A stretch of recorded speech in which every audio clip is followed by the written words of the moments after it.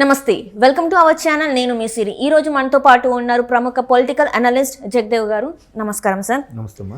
Sir, ఇప్పుడు చూసుకున్నట్టయితే మన వైసీపీ పార్టీలో జగన్మోహన్ రెడ్డి గారి ప్రభుత్వంలో కొన్ని మార్పులు చేర్పులు జరుగుతున్నాయి. వీళ్ళకి టికెట్లు లేవు, ఈ మంత్రులకు టికెట్లు లేవు అని చెప్పేసి కరాఖండిగా ఆయనే చెప్పడం జరుగుతుంది. సో ఈ పరిణామాలను ఎట్లా తీసుకోవాలి సార్? ఈ మంత్రులకి ఈసారి టికెట్స్ అయితే లేవని చెప్పేసి చెప్పారు.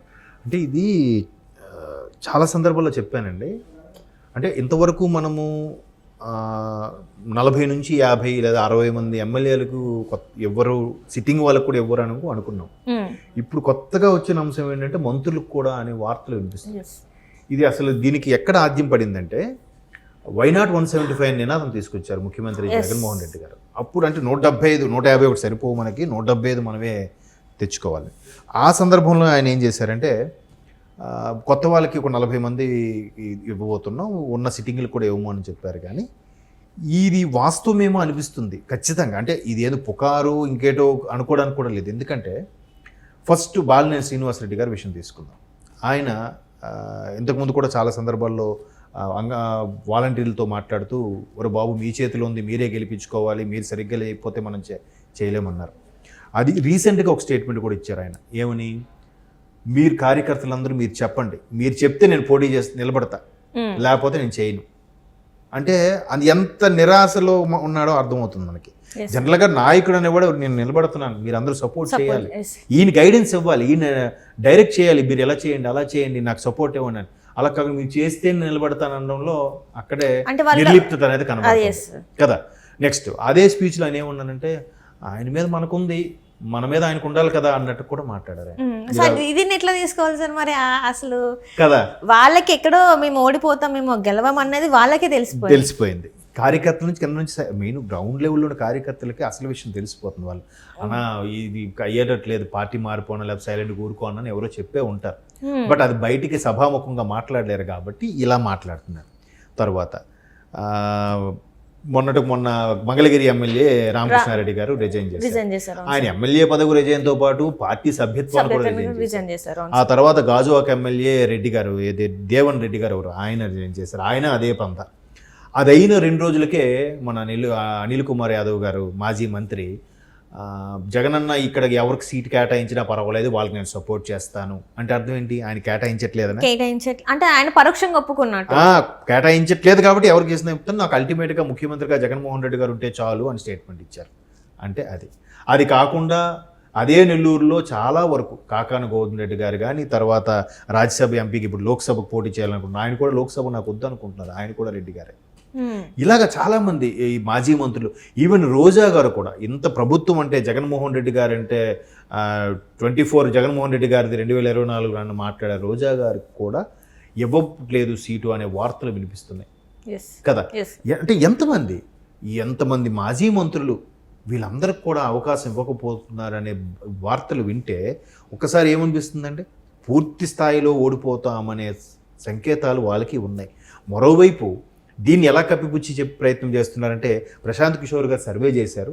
సో ఆ సర్వేలో ఈ వ్యక్తులకి డిపాజిట్లు కూడా రావు కాబట్టే జగన్మోహన్ రెడ్డి గారు టికెట్లు ఇవ్వదలుచుకోవట్లేదని చెప్తున్నారు. డిపాజిట్ పోని రావు కాబట్టి ఇస్తున్నారని అది సెకండ్ పార్ట్. ఫస్ట్ పార్ట్ తీసుకుంటే వీళ్ళకి ఎందుకు డిపాజిట్లు రావు? వీళ్ళ పనితనం బాగాలేదా, లేదా ప్రభుత్వ వ్యతిరేకత, లేదంటే ప్రజలెవరు వీళ్ళని నమ్మట్లేదా కదా. సో ఈ 3 కారణాల మీద వాళ్ళకి డిపాజిట్లు రావు అనుకుందాం. ఓకే, వాళ్ళు తప్పించేసి వేరే వాళ్ళని పెడితే వస్తాయా? స్థానికంగా ఉండే మంత్రులో లేదా ఎమ్మెల్యేలను వాళ్ళే గెలవరు అనుకుంటే వాళ్ళని తీసి ఇంకెవరిని పెడితే ఇంకెవరు గెలుస్తారు? ఇదేమైనా ఎగ్జామ్ సిస్టమా జంబ్లింగ్ చేయడానికి? అక్కడ వాళ్ళని ఇక్కడ వాళ్ళకి ఒక ఊరికి రాజు, ఒక ఊరికి బంటు అంట. అంతే కదండి. మీరున్నారండి, మీరు మంచి ఫ్యామిలీ నుంచి వచ్చారు, మీ ఊరిలో మీ పేరు చెప్తే అందరికీ తెలుస్తుంది. నేను వచ్చి మీ ఊరు ఎవరు తెలుస్తాను? నేను మీరు నా ఊరు వస్తే మీరెవరో మా ఊరు తెలుస్తుందా? సో నేను వచ్చి మీ ఊరు పోటీ చేస్తే నాకు ఎవరు గుర్తిస్తారండి? ఇది ఎక్కడ జంబ్లింగ్ ఎక్కడ అవుతుంది?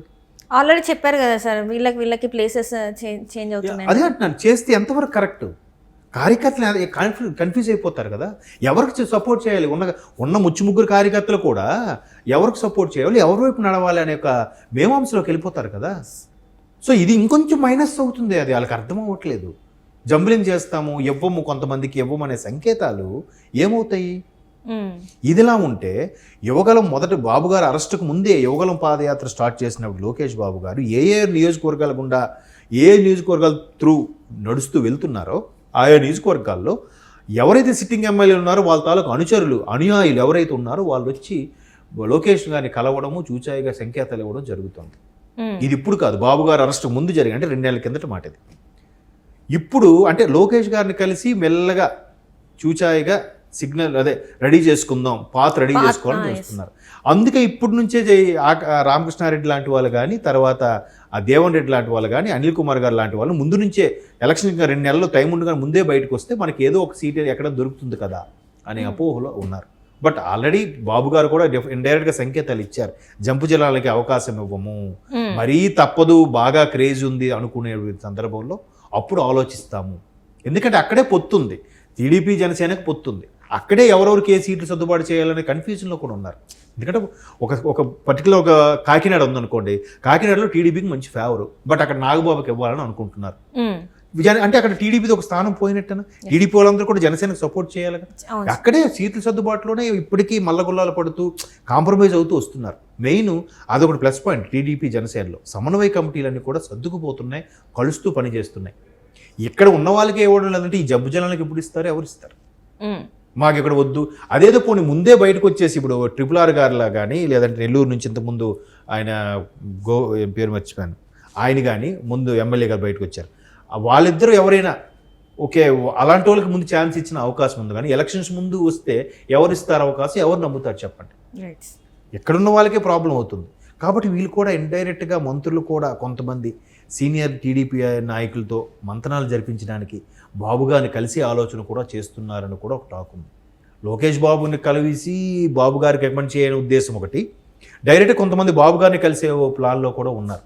అందులో రోజా గారు, అనిల్ కుమార్ యాదవ్ గారు, ఇంకా పేర్ని నాని గారు అంటే మరి ఎంత డిఫరెంట్. ఆయన ఒక 2 years 1 year బ్యాక్ ఒక సభలో మీరు బాగా గుర్తు చేశారు, జగన్మోహన్ రెడ్డి గారు సభలో ఉన్నప్పుడు, ఆ సభలో ఉంటుంటే ఆయన మాట్లాడుతూ బహుశా ముఖ్యమంత్రి గారితో స్టేజ్ పంచుకోవడం ఇదే చివరిసారి, దాన్ని మళ్ళీ వెంటనే మార్చి నెక్స్ట్ వాళ్ళ అబ్బాయికి ఏదో ఇస్తాము మాకు కాదు అన్నట్టు కూడా మాట్లాడారు కదా. అంటే ఎక్కడో చూచాయికి వాళ్ళకి ఒక అర్థమైపోతుంది. నెక్స్ట్ ఈ మంత్రులందరూ కూడా టీఆర్ఎస్ మొన్న క్యాన్వాసింగ్లో తెలంగాణ ఎన్నికల్లో నోటుకు వచ్చినట్టుగా మాట్లాడింది కదా. ఆంధ్ర చీకట్లో కూరుకుపోయింది, సింగిల్ రోడ్డు ఉంటే ఆంధ్ర, చెమ్మ చీకట్లు ఉంటే ఆంధ్ర, వెలుగులుంటే తెలంగాణ, సింగిల్ రోడ్డు ఉంటే ఆంధ్ర, డబుల్ రోడ్డు ఉంటే తెలంగాణ, ఈసారి కేసీఆర్ ప్రభుత్వం రాకపోతే ఆంధ్ర తెలంగాణ మరో అమరావతి అవుతుంది అంటే ఇవన్నీ వాళ్ళు తోలనాడినట్టేగా ఉన్నాయి కదా పదాలు. మరి ఇంతగా అవమానపరిచినట్టుగా కేటీఆర్ గారు, హరీష్ రావు గారు, కేసీఆర్ గారు మాట్లాడినా కూడా ఇక్కడ ఒక్క మంత్రి కూడా ఎందుకు నోరెత్తట్లేదండి? ఎందుకు డిఫెండ్ చేయాలి కదా. వాళ్ళెవరు మా రాష్ట్రం గురించి మాట్లాడడానికి, మీరు జాగ్రత్తగా మాట్లాడండి, మీ రాష్ట్రం మీరు చూసుకోండి అని అనాలి కదా. అవి ఏమి ఎందుకు అనలేదండి? అంటే వీళ్ళకి ముందే తెలుసా ఓడిపోతామని? ఇంకెందుకులే, ఇక్కడ ఎలాగో ఓడిపోతాం, ఎలాగ టీడీపీ దగ్గర బ్యాడ్ అయ్యాం, కనీసం హైదరాబాద్లో ఆస్తులను కాపాడుకుందాం అని చెప్పి సైలెంట్గా ఉన్నారా? అంటే ఒకనొక సందర్భంలో ఆంధ్ర రోడ్లు బాగాలేవని చెప్పేసి ఒక అతను అంటే పెట్టడం ద్వారా అట్లనే ఉంటుంది, అక్కడ ఎక్కడ డెవలప్మెంట్ జరగదని కేటీఆర్ కూడా పెట్టడం జరిగింది.